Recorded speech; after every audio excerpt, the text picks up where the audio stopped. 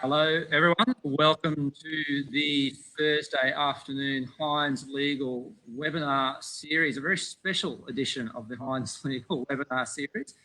Joining me, as always, well, first of all, I'm Chris Hines, former Commissioner for Public Corporate and Community Management, Australia Advisor with Hines Legal, as always.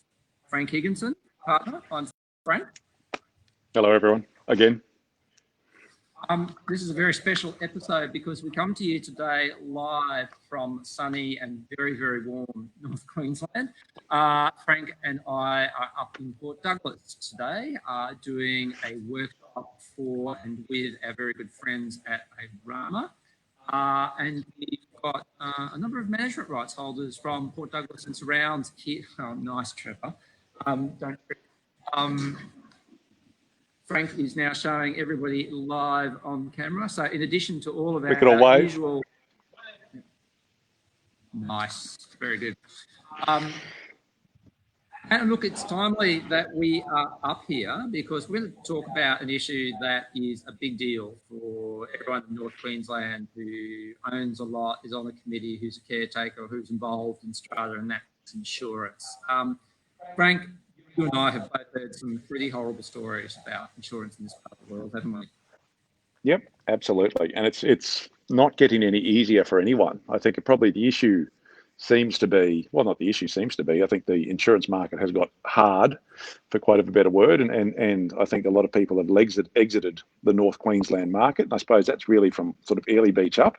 And it's a battle to find replacement insurance that's even remotely commensurate with respect to cost, sometimes even cover, for a lot of buildings that might be affected by, significant events like cyclones and the like. So it is not good in that sense.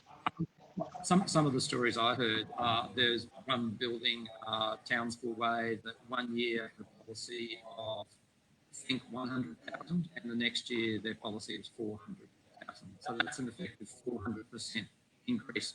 That's assumed, of course, that the building can find insurance, and that's a big if. I think only last week I had a manager from up here in North Queensland contact me. Not a great state. The insurance on one of their buildings was due in 2 days.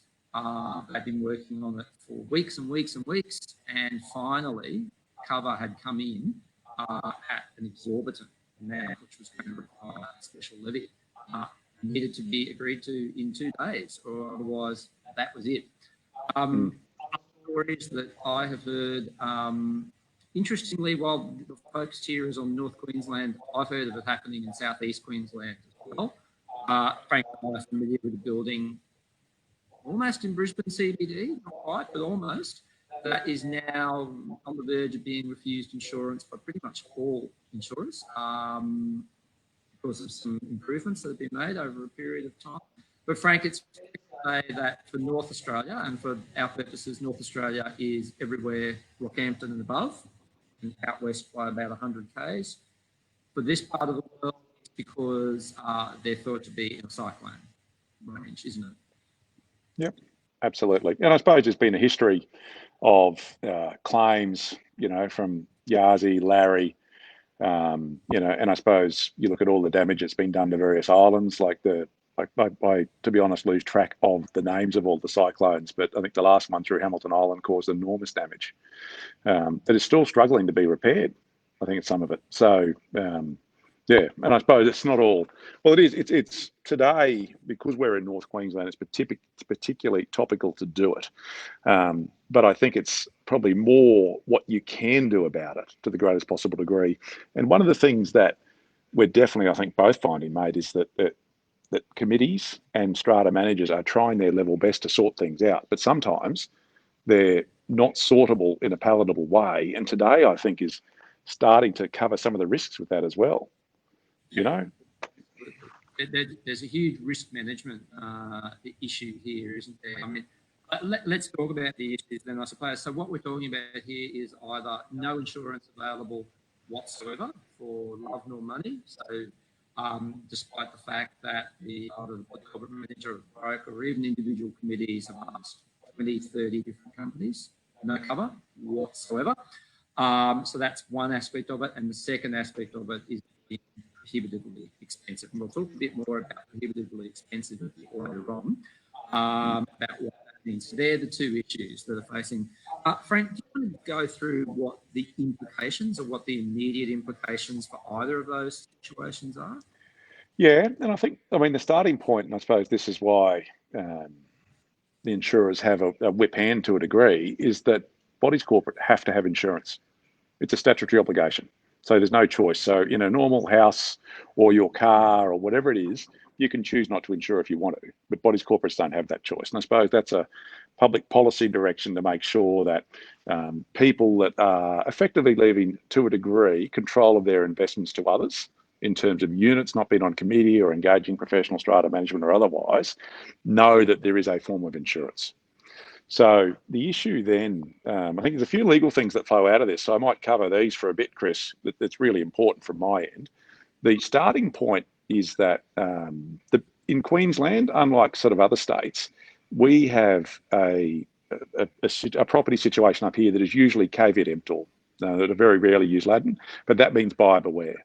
So what happens in Queensland, unlike New South Wales, if you bought a property in New South Wales, you get disclosure up front. So you do an exchange of contracts. The contracts attach all of the searches and relevant information that they deem appropriate to deal with in terms of conveyancing.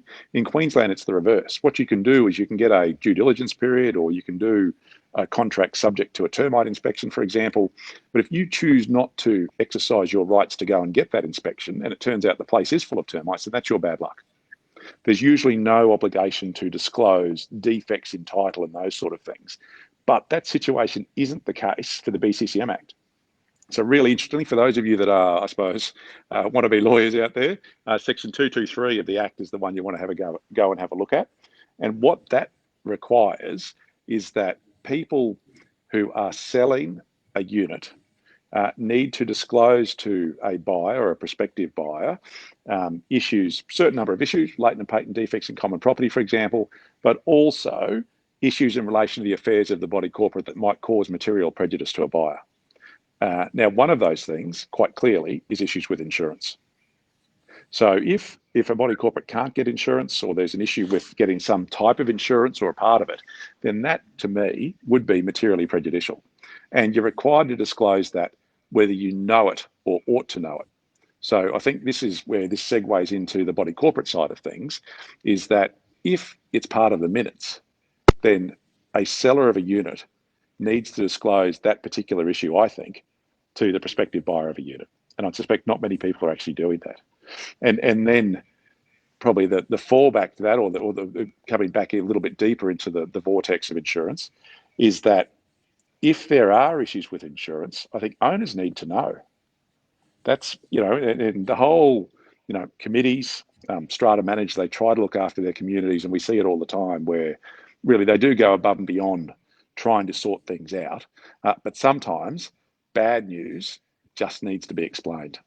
And that's really interesting, I suppose, Chris, in the context of the new practice direction from the new commissioner, I suppose your successor, around alternative insurance, which we'll talk about in a minute, where if there's an application to be made to the commissioner in relation to seeking some form of alternative insurance, there needs to be part of that application a copy of the resolution given to of the ordinary resolution at general meeting where the body corporate was authorised to do it, or an explanation as to why owners haven't been informed about it.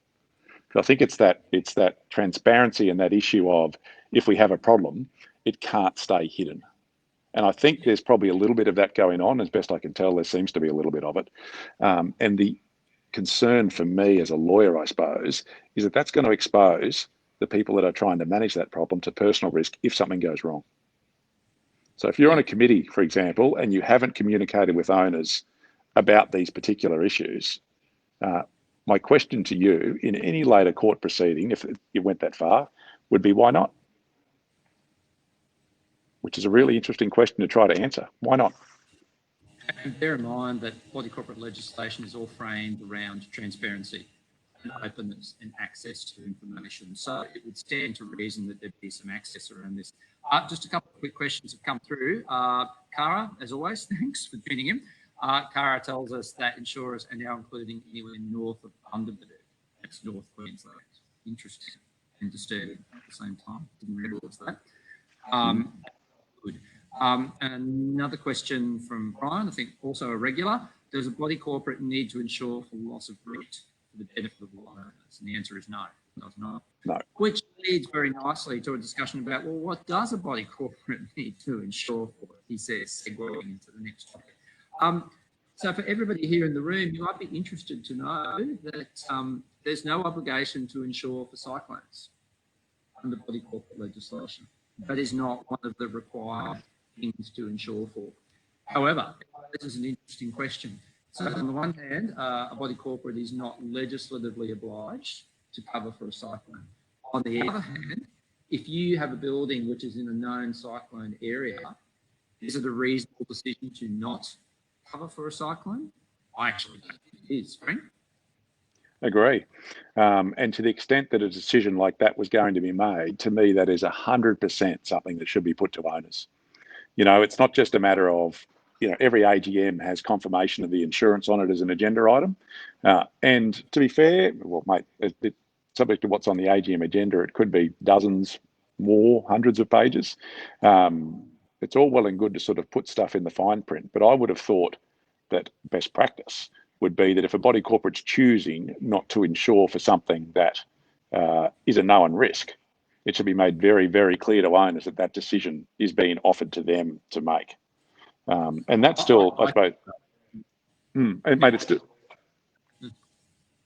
So, when I was commissioner, I had people say to me, well, look, we've been quoted a premium of $200,000, for argument's sake. If we excluded cyclone cover from that, we could get it for 100,000 or even much less than that. Is that okay?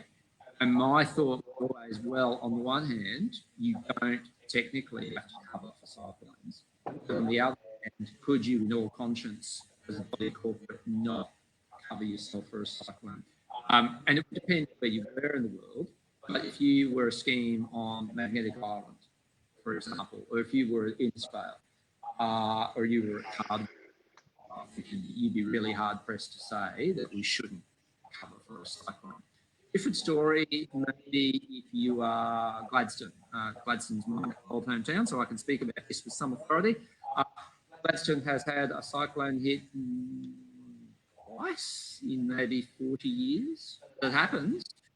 So should buildings there be looking at excluding cyclone cover? That's where it gets a bit murky in that particular situation. And that's where it comes down to a case of assessing each building on its particular merits.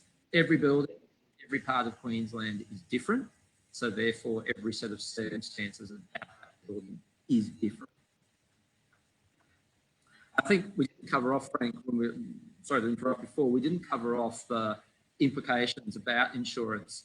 You talked about all the legalities, but then there's the very real issue of stress. If you know the whole time that your building, your lot is either not insured or underinsured, you've got that hanging over your head for a period of time.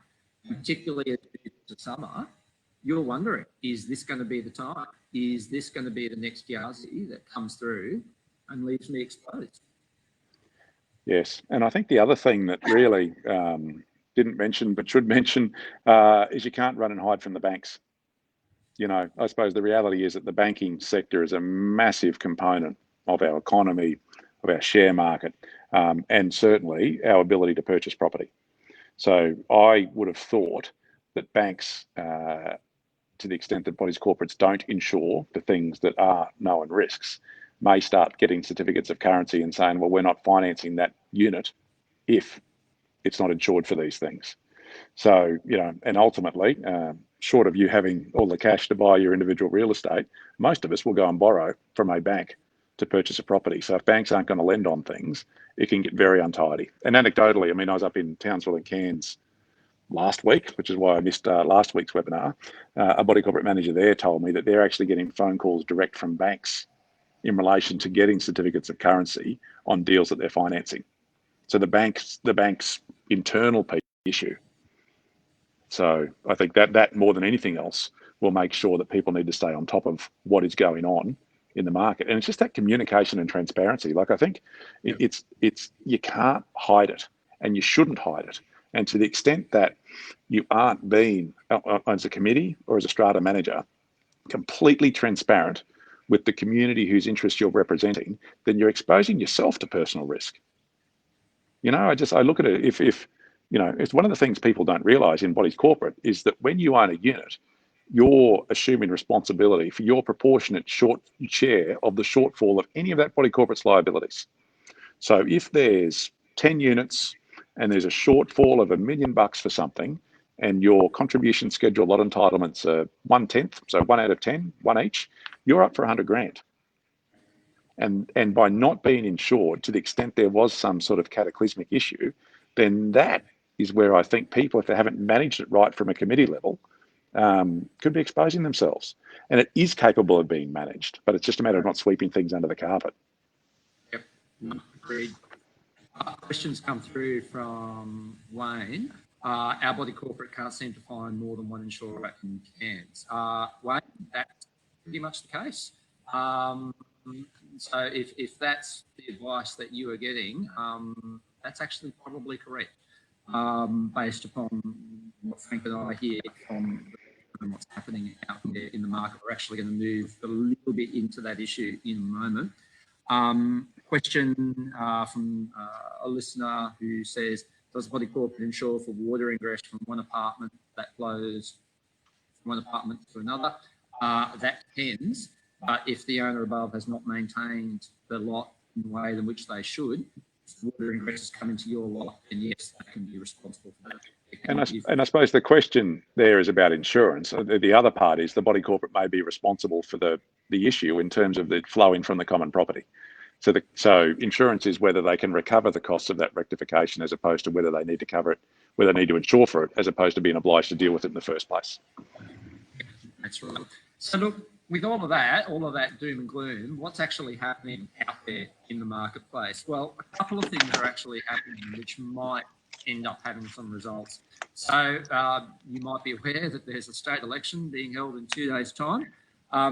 This issue has actually become a bit of an election issue in some areas. I know because I've been involved in some of the discussions that have been putting it on the table. So at least one party up here in North Queensland has been putting it out there as a policy position that there should be some intervention, probably from the Commonwealth. There might be some things that could be done at the state level to improve the situation. I know a few people are calling for the establishment of some sort of government insurance, government-backed insurance. That's probably going to be a very tough one to get up, but it's out there nonetheless. Depending upon who is in power after Saturday, we might actually see some action in this area. Nationally, though, there's a fair bit happening. So you might be aware that the ACCC has been investigating insurance in Northern Australia for a few years now, I think, actually. My understanding is that the ACCC is due to deliver a report to the Assistant Federal Treasurer by the end of next month. And I know that also the ACCC has been looking particularly at strata insurance in Northern Australia. I know that because the ACCC interviewed me for the purposes of that inquiry as Commissioner. What will come out of that, we don't know at the moment, but again, there might be recommendations that come out of that. That's a bit long term, unfortunately. So what about short term? Well, Frank's already alluded to it. There is a mysterious thing under body corporate legislation called alternative insurance. It is literally one line in the regulation, and that's it. And I'll just briefly go into what this means. So if a body corporate cannot obtain the required level of insurance, it can apply to the Commissioner. It's an important distinction for approval of that alternative. Effectively, the body corporate needs to apply to the Commissioner for a sanction. So as Commissioner, I approved 2 of those applications when I was in the role. In both cases, they were roughly the same scenario. Buildings, both in North Queensland, both were insured. I can't remember quite, but I think it was maybe their insured value was 10 million in both cases. All of the best efforts of the body corporate could only cobble together about 8 million of cover. The body corporate applied to me for a sanction to cover them, to say, basically, excuse us for not having 2 million, balance of 2 million. But I approved that. What they were able to do was to show me the email exchanges that the broker had with all of the companies, in which all of those companies said, we won't cover, we won't cover, we won't cover. There have been other cases, both when I was in the chair, and I'm aware of a few others since I've left the role, in which that's expanded a bit now, and some bodies corporate have asked to have approval for self-insurance. That hasn't gotten up.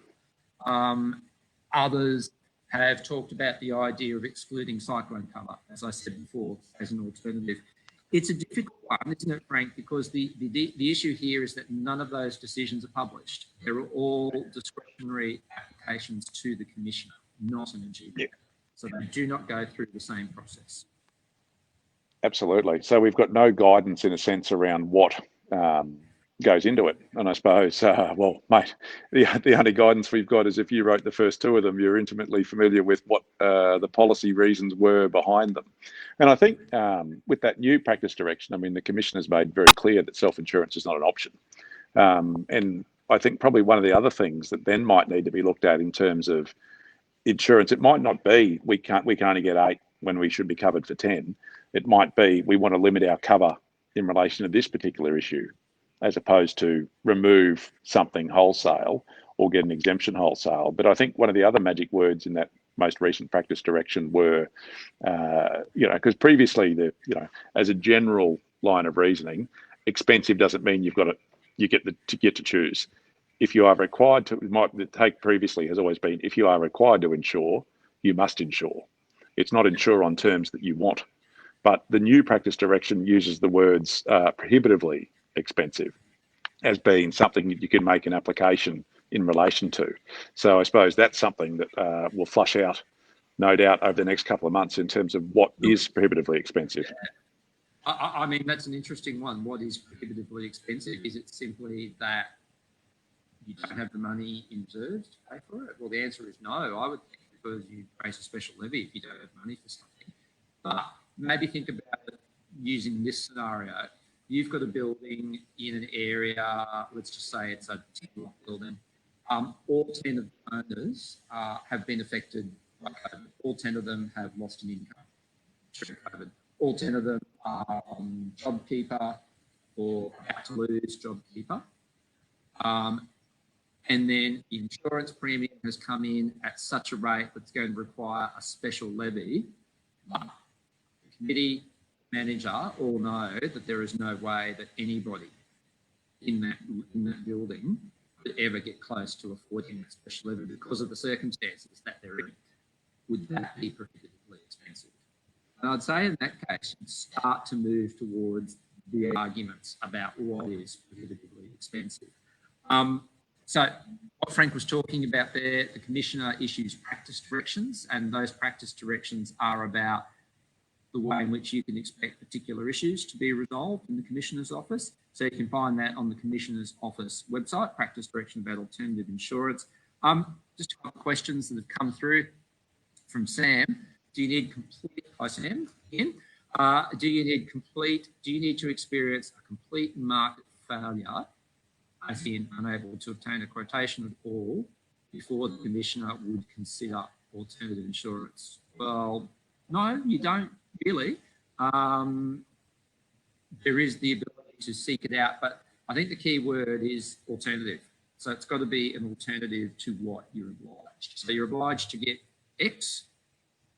What is the alternative you're actually putting forward? And the view is that putting forward nothing is not an alternative. Well, I don't think it is anyway. And it seems like the Commissioner does not think it is either. Cara, a question. Can the committee stop an owner from submitting a claim directly to the insurance company? Do you want to take that one? Oh, I would have thought so, because the insured is not the owner. The insured is the body corporate. So in terms of, well, I suppose, back one step, you can't stop an owner writing to the insurer, but why the insurer would be engaging with an owner as opposed to the insured is beyond me. I suppose the same as Chris might have insurance on his place, but if I write to his insurer and say, hey, I'd like to make a claim in relation to my iPhone that I dropped over there at that particular point in time. Why the insurer would respond to me would be beyond me. Yeah, that's right. We've talked a lot about the problems. We've talked a lot about the potential ways forward. Just finishing off the discussion about alternative insurance. Look, it's a pretty tricky area to navigate. There is very little guidance on that, but it is something that we're in a position to assist with if people have got queries about that. We've already taken a couple of client queries about that topic. And mate, dare I say, uniquely positioned to deal with it because you're the only person that's actually written these things that no one can get copies of. So, yeah, well, pressure's on. But yeah, no, that's true. If we want to talk very briefly about mitigation, so the issue is a very high premium, and we've talked about mitigation. The most obvious mitigation that you can do as a body corporate is carry out maintenance as you are obliged to carry out maintenance and attend to problems as they occur. That sounds pretty simplistic, I know, but it's what insurers will look for, won't they, Frank? yeah, it is, mate. And I can't hear you in this anymore. Oh, so I'd say that might be. We're almost. Yeah. Right. Yeah. Well, look, I will continue on then, Frank, to the end in that case. One thing I wanted to quickly note for everybody is that when I was Commissioner, we got together with the Insurance Council of Australia to put together a fact sheet to help people find ways to reduce their premiums. And this was a series of tips, none of which I could endorse as Commissioner, of course.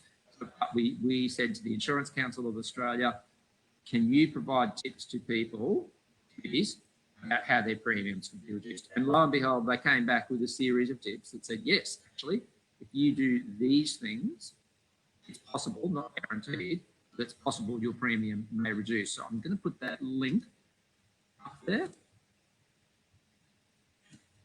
That'll be on the Facebook page. No guarantees about any of that. For example, it's been told to me on more than one occasion if the committee approaches an insurer directly rather than through a broker, they might actually have more chance of getting results. I don't actually know if that's true, but it may well be true. Just a quick note about next week. So we're actually breaking up this insurance discussion into two parts. This week we've been trying to give a bit of an overview about some of the issues being faced. Next week we're going to have a guest speaker, a real life insurance broker, who is going to be on the webinar talking about insurance, but talking about why insurance gets costly, why it is that premiums go up, what are the factors which impact on premiums. Hopefully, he's also going to be able to talk a little bit about some of the specific North Queensland issues. If I can leave anybody with a word to think about between now and next week, it's parametric. That's your word for today, everyone. Parametric. We will hopefully be covering that one next week. Does anybody in the room have an insurance question? What's that? The tension in the room was palpable. Look, I want to thank everybody for tuning in this week. It's been an unusual setup. Frank and I are overjoyed that it actually worked, but there you go, technology at work. As I say, please tune in next week because we're going to try and get through this discussion and get a bit more substance around it. What was that? Get a bit more substance around it. Don't forget to like and share, because if you like and share, that's how we find out what topics people want. If you've got any queries, please email us, info@hindlegal.com.au. With that, Frank, assuming you can hear me from across the room, I can. Frank can't hear me anymore, everyone, so that's why it's gone this way. We'll see everybody next week.